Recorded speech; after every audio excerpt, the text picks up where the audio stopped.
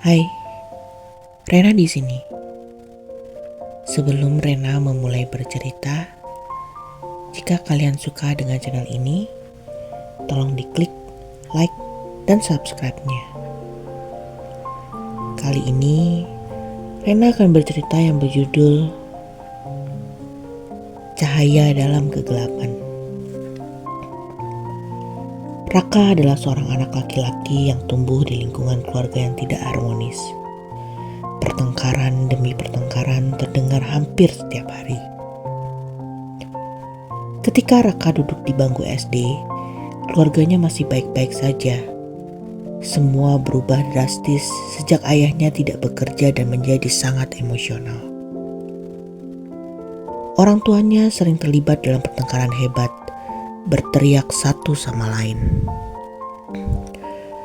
Suasana di rumah yang dulunya tenang, kini berubah menjadi tegang dan penuh tekanan. Raka dan saudara-saudaranya sering mendengar suara-suara keras dari kamar orang tuanya dan terpaksa menutup telinga, berharap suara itu menghilang. Akibat dari situasi ini, Raka menjadi anak yang pendiam dan tertutup. Raka jarang berbicara dengan teman-temannya. Jika tak terpaksa, Raka memilih diam untuk menyendiri di sudut kelas. Orang-orang di sekitar Raka pun pelan-pelan mulai menjauh, karena Raka terlalu sulit untuk didekati. Raka juga tak mau membuka dirinya dan menjadi sangat pendiam. Baginya, tidak ada gunanya berbicara, karena tak ada yang bisa mengubah apa yang terjadi di rumahnya, apa yang terjadi pada keluarganya. Ketika Raka memasuki masa SMA, sikap pendiamnya masih melekat, sifatnya masih sama. Raka jarang terlibat dalam kegiatan sekolah dan hanya fokus pada pelajarannya saja. Suasana keluarganya pun belum berubah, malah semakin memburuk. Ayahnya mulai jarang pulang dan ibunya seringkali marah-marah tanpa alasan yang jelas. Raka merasa terjebak di antara konflik yang tak berujung, tak tahu harus bagaimana. Suatu hari, di tahun pertamanya SMA, Raka tanpa sengaja duduk di sebelah seorang gadis bernama Siska di kantin sekolah. Siska dikenal sebagai sosok yang sangat ceria dan ramah kepada siapa saja. Siska selalu tersenyum dan berbicara dengan penuh semangat. Bagi Siska, setiap orang adalah teman, tak peduli siapapun mereka. Ketika pertama kali melihat Raka, Siska merasa tertarik untuk mengenalnya lebih jauh. Karena Raka tampak sangat berbeda dari kebanyakan orang di sekolah. Raka tampak seperti menyimpan banyak hal di dalam dirinya. Begitu misterius, dan itu membuat Siska penasaran. Siska memulai percakapannya dengan cara yang sederhana. Menanyakan hal-hal kecil seperti makanan apa yang disukai Raka atau pelajaran favoritnya. Awalnya, Raka merespon dengan singkat. Namun Siska tak menyerah. Setiap kali mereka bertemu di sekolah, Siska selalu mencoba untuk mengajak Raka berbicara. Perlahan tapi pasti, dinding yang selama ini Raka bangun pelan-pelan mulai retak. Raka mulai merasa nyaman berbicara dengan Siska. Waktu terus berjalan, dan Raka mulai menghabiskan lebih banyak waktu dengan Siska. Mereka sering bersama meski sekedar duduk di taman sekolah untuk berbicara tentang hal-hal kecil. Siska dengan caranya yang ceria membawa warna baru dalam hidup Raka yang selama ini kelam. Mereka membicarakan impian, cita-cita, dan hal-hal kecil lain yang membuat Raka merasa dihargai. Siska tak hanya berbicara, tapi juga mendengarkan dengan penuh perhatian. Sesuatu yang sangat Raka butuhkan. Suatu hari, Siska mengajak Raka untuk datang ke rumahnya. Awalnya Raka ragu. Raka tak terbiasa mengunjungi rumah orang lain, terutama setelah merasakan ketegangan yang selalu ada di rumahnya. Namun Siska meyakinkan bahwa keluarganya adalah orang-orang yang ramah dan hangat. Akhirnya, dengan perasaan campur aduk, Raka setuju untuk datang. Sore itu, ketika Raka pertama kali menginjakan kaki di rumah Siska, Raka terkejut dengan suasana yang berbeda dari yang ia bayangkan. Rumah itu kecil, tetapi penuh dengan kehangatan. Ibu Siska menyambut Raka dengan senyum lebar, seolah ia adalah bagian dari keluarganya. Adik-adik Siska berlarian ke sana kemari, tertawa kecil mencari perhatian Raka.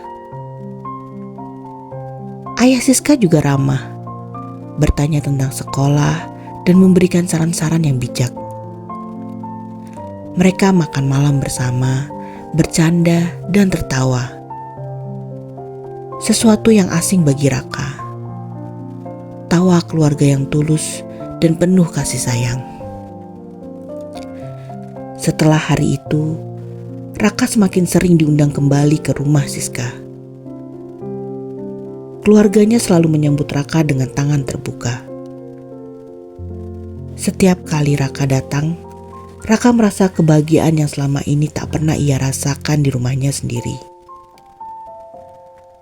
Perlahan, hubungan Raka dan Siska semakin dekat. Mereka tak hanya menjadi sahabat, tapi akhirnya menjadi sepasang kekasih. Siska menjadi tempat Raka bersandar, seseorang yang selalu ada untuknya di saat-saat sulit. Meskipun Raka mulai merasa lebih baik sejak bersama Siska, di rumahnya keadaan masih tak berubah. Ayah dan ibunya tetap bertengkar, bahkan lebih sering dari sebelumnya. Tapi kini, Raka memiliki sesuatu yang ia nanti-nantikan. Waktu yang ia habiskan dengan Siska dan keluarganya. Kehadiran Siska dan keluarganya memberi Raka kekuatan untuk bertahan dari semua hal yang terjadi. Ketika mereka lulus SMA, Siska dan Raka memutuskan untuk melanjutkan kuliah di kota yang sama. Meski berbeda jurusan, mereka tetap menjalin hubungan, sering bertemu dan saling mendukung satu sama lain. Siska selalu memastikan Raka baik-baik saja. Sementara Raka merasa beruntung memiliki seseorang seperti Siska di sisinya. Kehangatan keluarga Siska masih terus menjadi pelipur lara bagi Raka. Setiap kali ia merasa tertekan oleh masalah keluarganya sendiri. Raka pun tak segan mengenalkan saudaranya pada keluarga Siska. Raka ingin berbagi kehangatan keluarga Siska pada saudara-saudaranya. Selama kuliah, hubungan mereka tak lepas dari tantangan. Ada kalanya mereka berbeda pendapat atau sibuk dengan aktivitas masing-masing. Namun, setiap kali masalah muncul, mereka selalu menghadapinya bersama.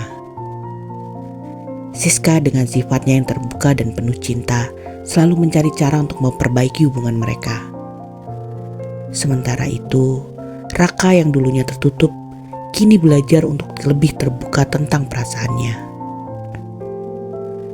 Melalui semua itu, satu hal yang pasti, Siska dan keluarganya telah menjadi cahaya dalam hidup Raka. Di tengah kegelapan yang ia hadapi, Siska dan keluarganya membawa kehangatan dan kebahagiaan yang tak pernah ia duga bisa ia temukan. Bagi Raka, Siska bukan hanya sekedar kekasih, tetapi juga penyelamat yang memberinya harapan bahwa cinta dan keluarga yang harmonis masih mungkin ada. Meskipun bukan berasal dari rumah tempat ia dibesarkan. Cerita ini adalah tentang kekuatan cinta, persahabatan, dan kehangatan keluarga yang bisa menyembuhkan luka batin seseorang.